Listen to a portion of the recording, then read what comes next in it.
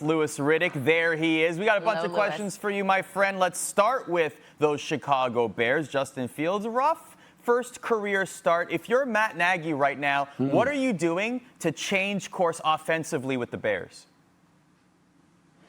Yeah, this is a tough ask, and this is going to be a steep hill to climb as far as how you change course, because I think fundamentally, look, this team is just flawed, and it's flawed in an area that you can't really fix on the fly, and that's the offensive line. They're just outmanned 1 through 5 along that offensive line when you go up against defensive fronts like the Cleveland Browns, in particular at tackle, which is where they're just shorthanded right now. Look, Jason Peters at one time was a Hall of Fame type offensive tackle in terms of his performance on the football field, and he will go to the Hall of Fame, but he's just not that guy anymore. And Jermaine Ifedi, who's playing the right tackle, you saw what happened in that football game. I mean, Justin Fields couldn't even take a 3-step drop without getting smacked in the face, and that's just unacceptable at this point in time.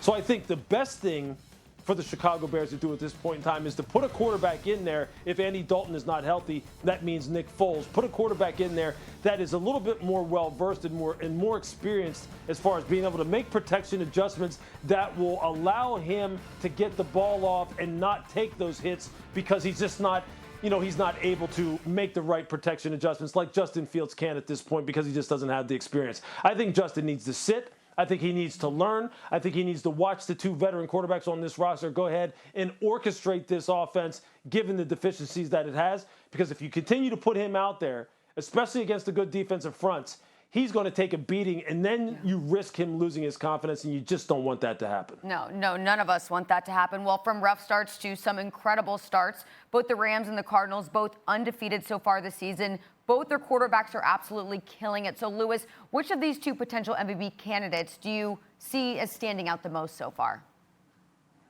Yeah, this is an impossible answer because, look, both Matthew Stafford and Kyler Murray have been tearing it up. But I will go with Matthew simply because of what Sean McVay gave up and what the Rams gave up as an organization to acquire him, and what they were putting on him in terms of the amount of things that they were going to ask him to do to put them over the top and get them back to the Super Bowl. And he has delivered through 3 weeks in a way that I think exceeds even what their expectations were. When you have a guy who is top 2 in the NFL in yards per attempt, top 2 in the NFL in terms of touchdown passes, passer rating, look, that's all you could ask for. And right now, he has got this offense humming in a way that, again, I think all of us maybe hoped he would get it humming, but I don't think we expected it to be this good this early, especially considering the deficiencies they have in the run game with Cam Akers not being available to them at all this year, suffering that injury in the offseason. But look, Matthew is on a streak right now. Kyler Murray is tearing it up as well.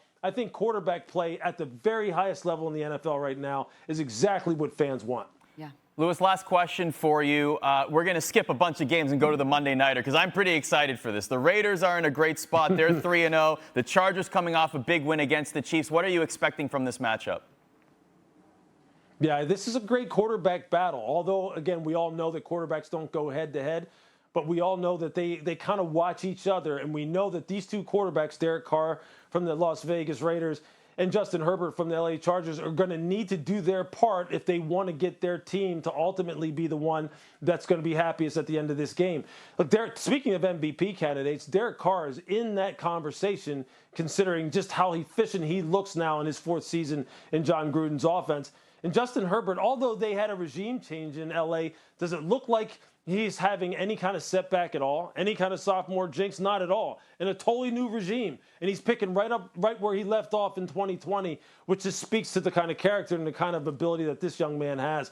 Those 2 are going to be in the spotlight. They're both going to have to make big plays for their team to win, because the Raiders' defense looks much better. So Justin's going to have a tough uphill climb. And with it being a division opponent, that Brandon Staley, with defense being his specialty, he'll have some tricks up his sleeve for Derek Carr. So we are the beneficiaries of that on Monday Night Football, and the fans will be too. That's going to be a great show. Yeah, I can't wait. Look at that stat. Looking for a 4-0 start for the Raiders since 2002. Ridiculous. That's unbelievable. Thanks for watching ESPN on YouTube. For live streaming sports and premium content, subscribe to ESPN+.